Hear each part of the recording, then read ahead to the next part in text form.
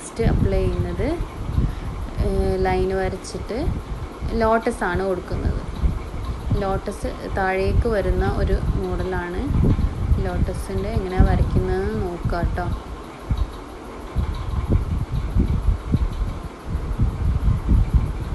കണ്ടോ, താഴേക്ക് 3 പെറ്റൽസ് കൊടുക്കുക. അത് കഴിഞ്ഞിട്ട് സൈഡിലേക്ക് നിൽക്കുന്ന അപ്പുറത്തേക്കും ഇപ്പുറത്തേക്കും ഓരോന്ന് കൊടുത്തു. ഇനി അതിൻ്റെ ഉള്ളിലായിട്ട് നമ്മൾ കർവ് വരച്ചിട്ട് അതിൻ്റെ ഉള്ളിൽ ഹംസ് അപ്ലൈ ചെയ്യുക. എന്നിട്ട് അവിടെയും നമ്മൾ പെറ്റൽസ് അപ്ലൈ ചെയ്തിട്ടുണ്ട്. അതിന് ഷെയ്ഡിങ് കൊടുക്കുക. ഇവിടെ അതേപോലെ ലോട്ടസിൻ്റെ പെറ്റൽസിനൊക്കെ നമ്മൾ ഷെയ്ഡിങ് കൊടുക്കുകയാണ്. വീഡിയോ സ്ലോ ആക്കിയിട്ട് നിങ്ങൾ പ്രാക്ടീസ് ചെയ്യണേ.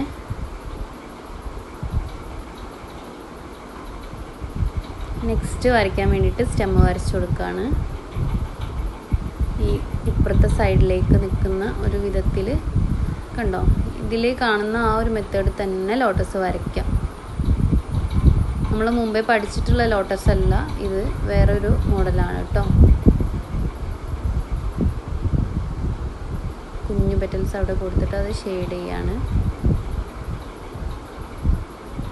ഉള്ളിൽ നമ്മൾ ഫില്ലിങ് കൊടുക്കാനുള്ളതാണ്. കണ്ടില്ലേ, ഇനി ഷെയ്ഡിങ് കൊടുക്കാം. ഷെയ്ഡിങ്ങൊക്കെ നല്ല നീറ്റായിട്ട് ചെയ്യാൻ വേണ്ടിയിട്ട് പ്രാക്ടീസ് ചെയ്യുക കേട്ടോ. നല്ലോണം പ്രാക്ടീസ് ചെയ്യുക ഷെയ്ഡിങ്ങൊക്കെ. ഓക്കെ, ഇനി ആ ഒരു ഡിസൈൻ കൊടുത്തു. പിന്നെ ലീഫ് കൊടുക്കുക. നിങ്ങളതിൽ സ്പേസ് ഉള്ള പോലെ ചെയ്ത് കൊടുക്കുക. സ്പേസ് അധികം ഉണ്ടെങ്കിൽ അതിനനുസരിച്ചിട്ട് മാറ്റാനുള്ള ഐഡിയ നിങ്ങൾക്ക് വരണം. നിങ്ങൾ ഐഡിയ സ്വന്തം ക്രിയേറ്റ് ചെയ്യാണ് വേണ്ടത്. ഇവിടെ ഒരു മുട്ട് കൊടുക്കുകയാണ്. കണ്ടോ, മുട്ട് കൊടുക്കാൻ ഈസിയാണ്. ബാക്കി വരുന്ന സ്പേസിൽ നമുക്ക് വേണമെങ്കിൽ സർക്കിൾസ് ലീഫൊക്കെ കൊടുത്തിട്ട് ഫില്ലാക്കാം ഡിസൈനിന്. ഓക്കെ, ഇനി നമ്മൾ ഇത് മൊത്തമായിട്ട് ഔട്ടർ പോർഷന് ഡാർക്കൺ ചെയ്ത് കൊടുക്കുന്നുണ്ട്. അതേപോലെ ഇന്നറിൽ നമ്മൾ മൊത്തത്തിൽ ഫില്ല് ചെയ്യാനുള്ളതാണ്. ഔട്ടർ പോർഷൻ ആദ്യം നമ്മൾ ഡാർക്കൺ ചെയ്ത് കൊടുക്കുക. കണ്ടോ, നന്നായിട്ട് ഡാർക്കൺ ചെയ്ത് കൊടുക്കുക.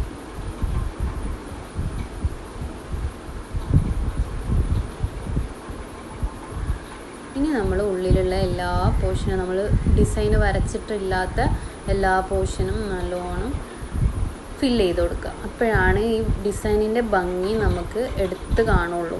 ഇതൊക്കെ സ്റ്റാർട്ടിങ്ങിൽ ഇട്ട് കൊടുത്താൽ നല്ല ഭംഗി ഉണ്ടാവും. കയ്യിലെ ഡിസൈന്, ബ്രൈഡൽ ഡിസൈന് കാണാൻ വേണ്ടിയിട്ട്.